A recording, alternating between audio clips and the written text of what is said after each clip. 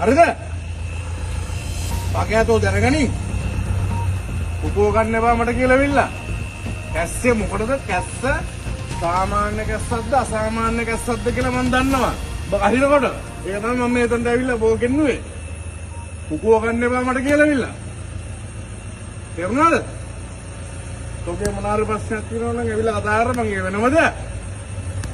මේ මට මේ නෝන්ඩියට කහින එක ගහන හුත්ත තන මෙතන ධන ගස්සම අපගේ මෙතන හරිද? තෝ දන්නේ මම කවුද කියලා ධන ගස්සන්නේ පාර මැද්දේ චන්දි නෑ මේකේ මට හරිද?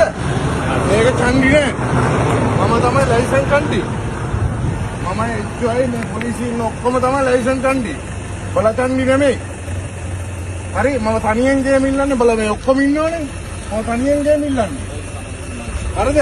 තෝගේ හිත දන්නවා තෝ කැස්ස මොකටද කියලා වෙලා. උගෝ ගන්න බා මට කියලා.